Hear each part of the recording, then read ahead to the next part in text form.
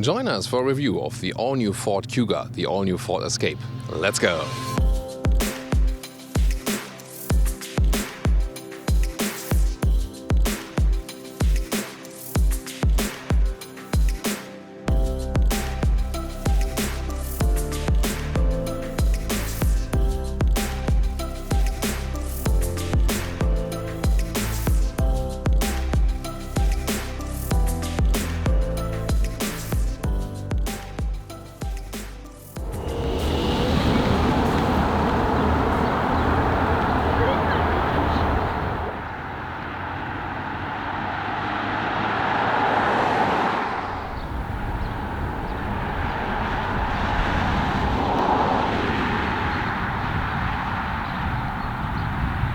Now looking at the front, of course, it's a way sportier styling than before.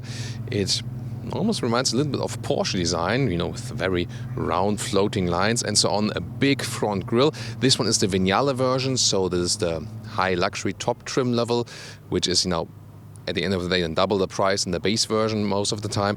What's quite cool is that it has this bright, shiny front grille, but you can also get a base front grille, or when you pick the ST line, the sportier version, then you go with a black front grille, so depending on your liking. 4.62 meters, 15'2" or 182 inches is the length of the new Kuga or Escape. It's about 9 centimeters or 3.5 inches longer than before. Also slight increase in wheelbase have they done.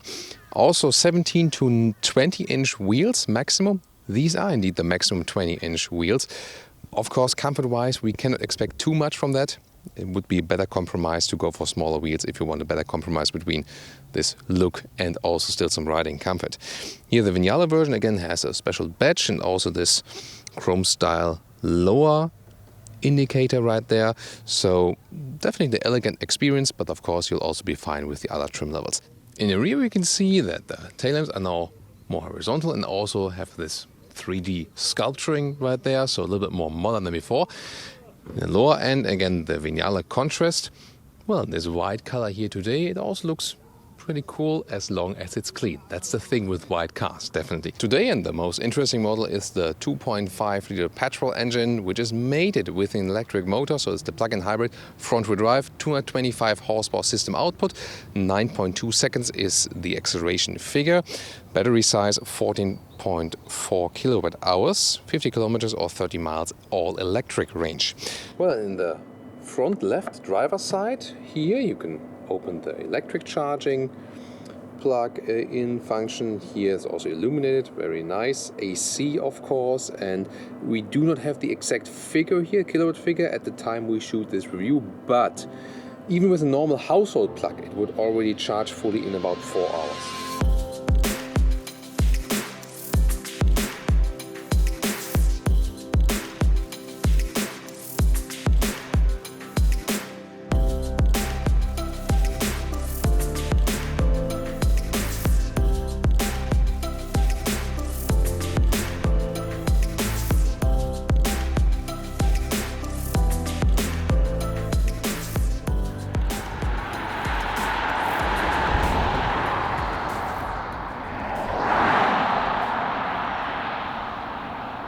Getting inside, we have this nice luxury feature here that when we turn on the ignition, the seat is going forward then a little bit, so we have to remember to keep it also in this position then when we get in the rear again.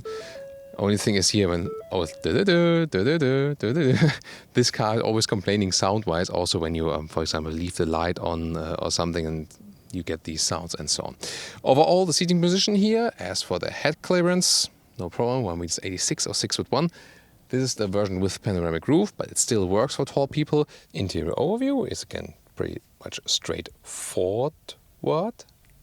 So straightforward for this Ford.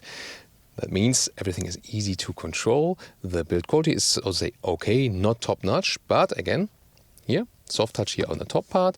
Then this wood style deco element is also quite fancy. This is also soft touch. The AC unit looks a little bit old school, but the good thing is you still have a manual AC unit. You can control it very well while driving, also for the seat heating and so on. So I really prefer to have that. Let's continue down for first here. USB-C and USB-A device, so two available to charge your phone, or inductive charging is possible. Then in the lower part, adaptive cup holders.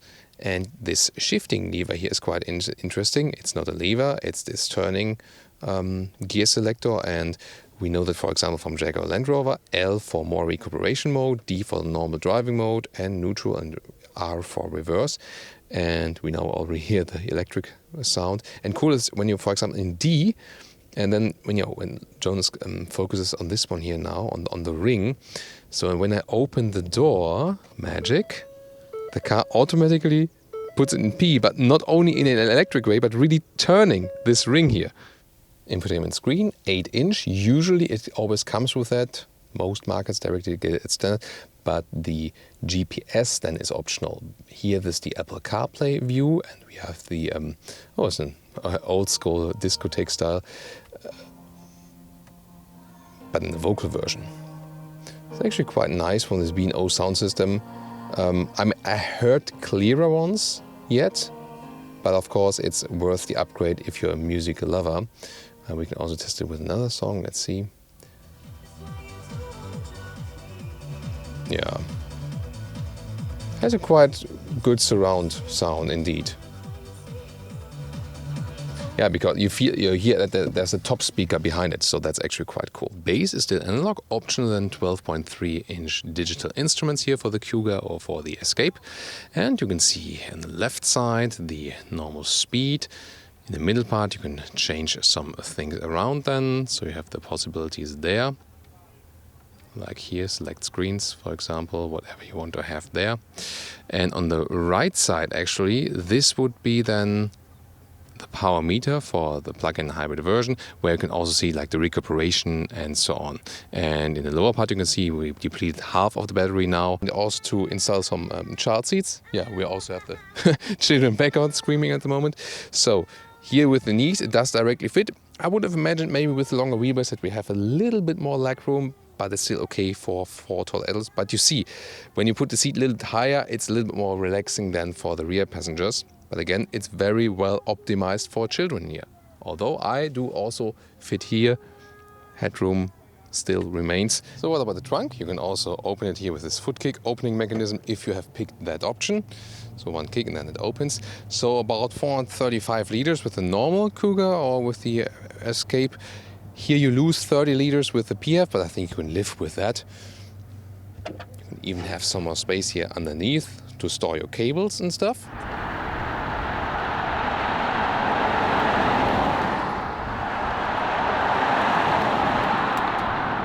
Welcome to Thomas's Driving Lounge with the all-new Ford Kuga or the Ford Escape. And we're starting here in the all-electric mode because we're driving the plug-in hybrid version. And that's of course always a pleasure. By the way, here, this is the Ford plant in Cologne. So the big German plant by Ford. And this is also the reason, because it's really huge, they produce a lot of cars here, why Ford somewhat counts as a German manufacturer in Germany, because they're also producing here majorly. Yeah, interesting story, definitely. So driving here in the EV mode. And that's of course cool because it's all silent. You hear a little bit, of course, that on the outside, mandatory now from, like an electric something sound, that it's not all silent on the exterior. And of course, always relaxing, good that we have no local emissions. And the projected range also tells me at the moment, because we are at the moment also fully charged, is about 50 kilometers or 30 miles. And that's actually quite okay. You can use a lot of that, for example, for daily commuting and so on. So other than that, in the all EV mode, you got a decent acceleration. So you got some plug-in hybrids which are just laid out to be supportive, but this one can be driven all electric, no problem. And it's really a lot of fun, definitely, because all silent on the one hand, and it's also powerful on the other hand when you just put the throttle through. So really fine with this, with the acceleration. I can also do like a standstill acceleration, of course, as well. Usually it's the case that even though when you are in this EV mode, here's the River Rhine, by the way, so that the combustion engine hops on, that you feel like a threshold in the pedal. So let's just test how it's laid out right here. Interesting. So it stays actually in the electric mode. That's just with the Mitsubishi Outlander plug-in hybrid so far, and I think that's actually quite cool. And the power is also sufficient for that, you know. So let's pass the cyclist first in a safe way, always keeping maximum distance possible to cyclists, because when you're a cyclist yourself, oh, it's the old DS. Here we go. Yeah, and the electric acceleration is actually quite fine. So really happy with that. We can, for example, accelerate out of this traffic light here situation, and we can also just show you a standstill. And this is always cool when you are in these traffic light situations, that it's predominantly silent, but this electric sound is one of the rare EV cars or plug-in hybrid cars where you actually hear the sound that's generated on the exterior, also on the interior. Maybe we can hear it even. It's even better to hear when we have the windows closed. This vehicle, by the way, equipped with the optional noise cancellation, so picking up the sounds that are generated. Oh, let's accelerate.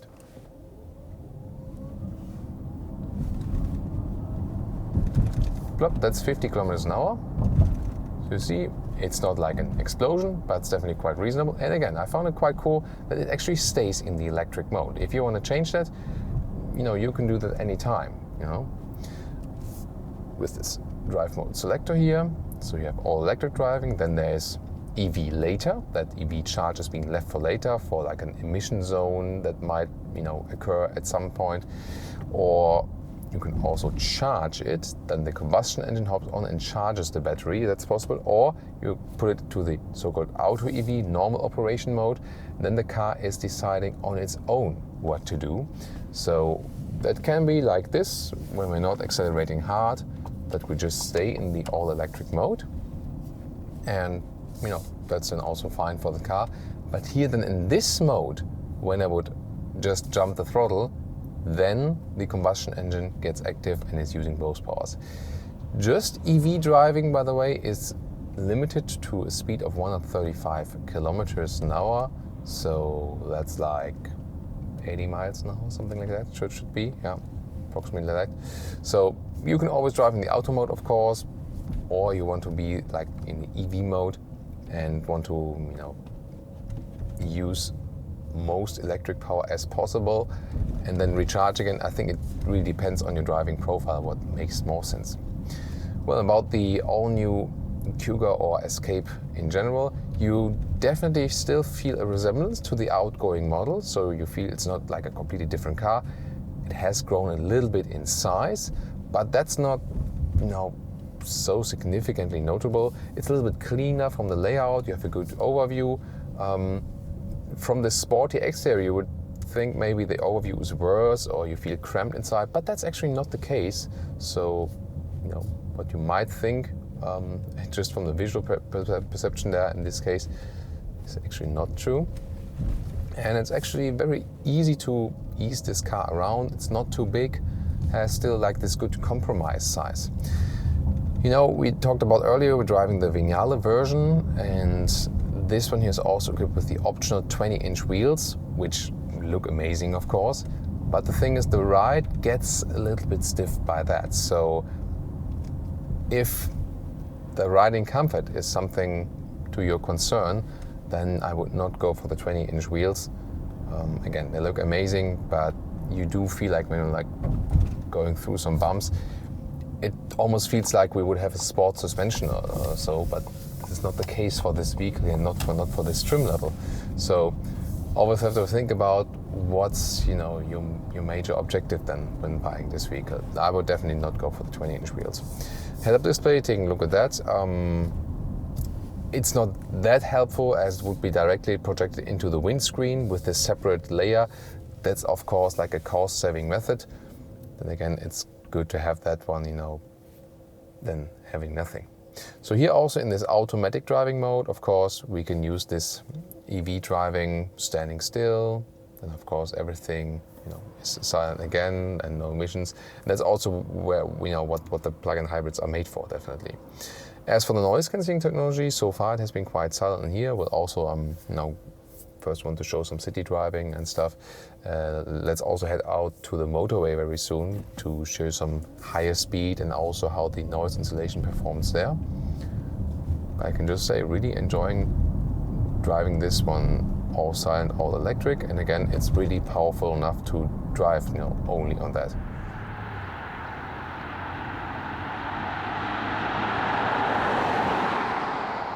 Driving wise, I mean, it's always more fun in this EV mode, and now we accelerate from 40 to 100. Plop. That's already it, and this was now the combined acceleration, so EV and combustion engine, and that of course went quicker, and then we also finally heard something of the combustion engine. So when you need more acceleration, it's always there. Then on the left side of the steering wheel you can set the cruise control, also available in adaptive way right here. Then the distance to this car in front of us is being kept. So let's move over here, and this Porsche Macan will probably drive faster than allowed. And then, yeah, thank you, because then we can also see the blind spot monitor there. It's reacting a little bit late, maybe not that early, but definitely great to have that. See that flashing in the side mirror there. Here also the active lane keeping assist, so let's stress that. See here the car is being kept in the lane, also when I try to force it, again being centralized. But you see there are quite a lot of sometimes nervous reaction from that, and the steering wheel then feels a little bit loose. Then you can also deactivate it here at the steering wheel, and then you have don't have that if you don't fancy this lane keeping assist, yeah. But then again, even if it's deactivated, the steering feels a little bit too light for my taste in this lower angle. Then let's go back to the all-electric mode again. But again, when you are in the automatic driving mode and you have rolling situations now where the speed was being reduced and so on, then the car does that for you anyway. So really depends on how you want it as a driving. There is, by the way, also this L driving mode, and when you then actually leave the throttle, here now there's this construction site and at the bridge, then you have more recuperation. So that would also be an option. Press this L mode, and when you then leave the throttle, you can see there's more, approximately double the recuperation. So if you are predominantly driving this one in the EV mode, and then say fancy more this one pedal feeling and so on, this could actually be a possibility for you switching to this L mode.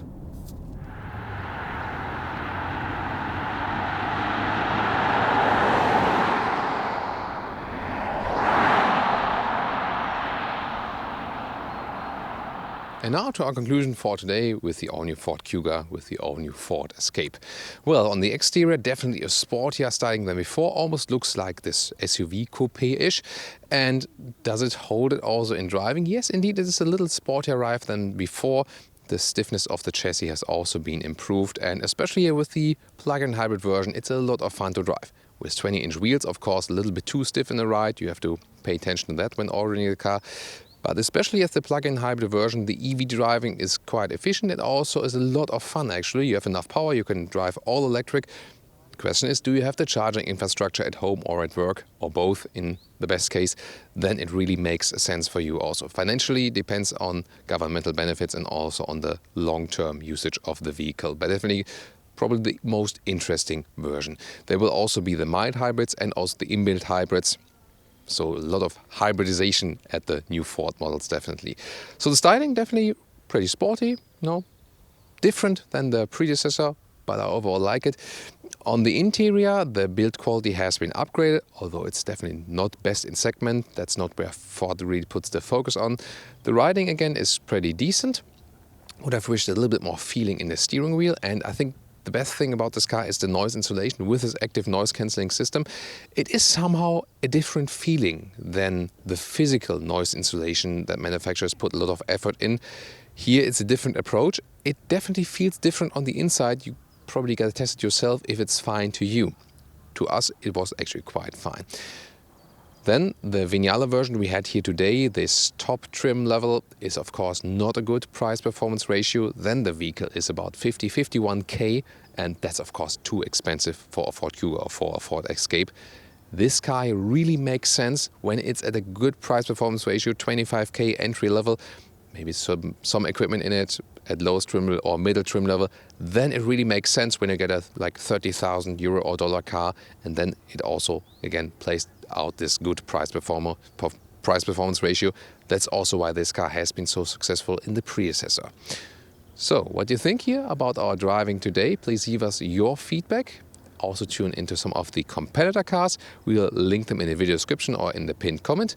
See you there or at one of our next new reviews. Thank you so much for tuning in.